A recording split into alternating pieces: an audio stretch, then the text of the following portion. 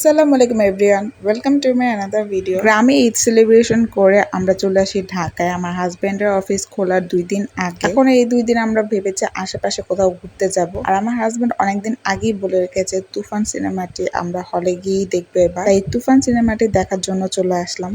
আমাদের আশেপাশে যে কয়টা হল ছিল এর মধ্যে সবার সেনা অডিটোরিয়ামটাই মোটামুটি ভালো, এর জন্য এখানে চলে আসলাম। কিন্তু এবার হলে এসে যা অবস্থা দেখলাম, এত ভিড় ছিল, টিকিট কোথায় দিচ্ছে সেটাই বোঝা যাচ্ছিল না। এরপরে দেখতে পেলাম যে এক জায়গায় টিকিট দিচ্ছে আর এত ভিড় ছিল সেখানে। আমি যেহেতু মুভি হলে যতবারই দেখেছি কখনো মুভি রিলিজ হওয়ার কিছুদিনের মধ্যেই দেখিনি, এই কারণে হলের এই ধরনের সিচুয়েশন এটাই আমার ফার্স্ট টাইম ফেস করা। এর জন্য কোনো আইডিয়াও ছিল না হলে এত ভিড় হবে।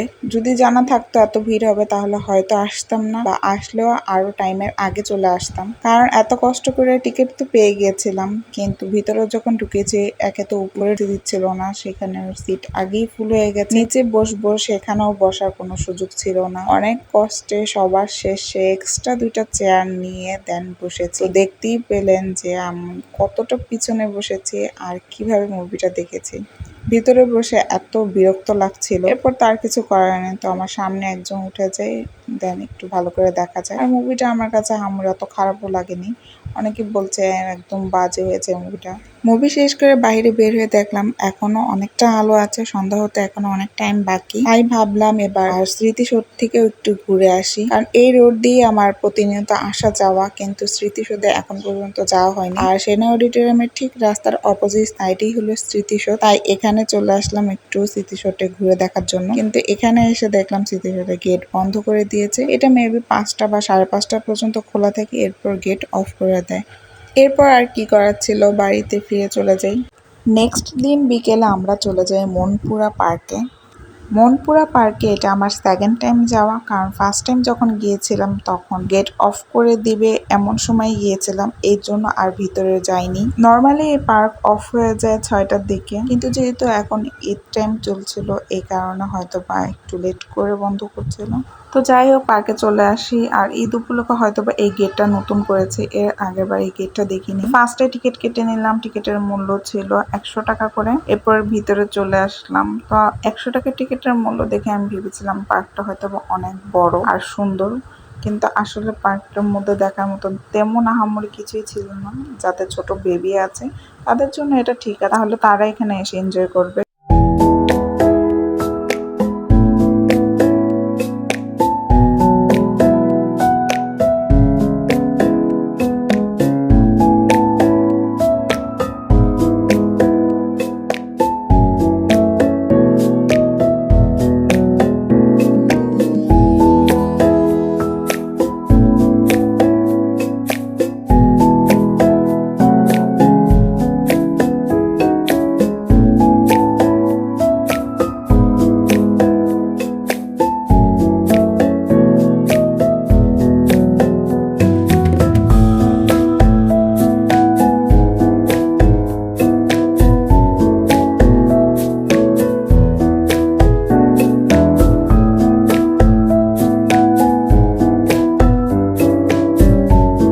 ঘুরতে ঘুরতে আবার দেখতে পেলাম এখানে ওয়াটার ওয়ার্ল্ডও আছে।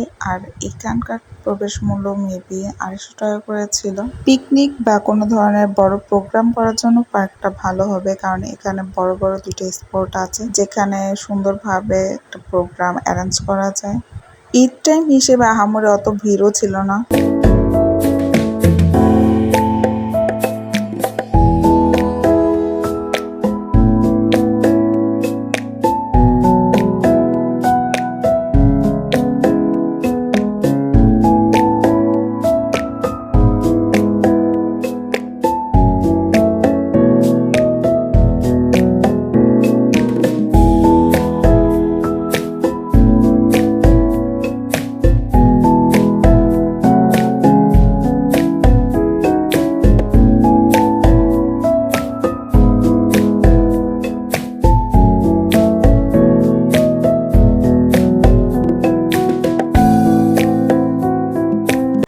10 মিনিটে আমাদের পুরো পার্ক ঘোরা শেষ। এখন রাইট সাইডে এসেছি যে এখান থেকে কোনো রাইডে চড়বো কিনা, বাট এখানে আসার পর আমার কোনো রাইডে চড়ার মতন তেমন ইচ্ছে হয়নি। এরপর হাঁটতে হাঁটতে আবার চলে গেলাম ফুচকার এখানে। এখান থেকে আমরা চটপটি আর ফুচকা নিই। চটপটিটা একদমই মজা ছিল না, বাট ফুচকাটা মজা ছিল।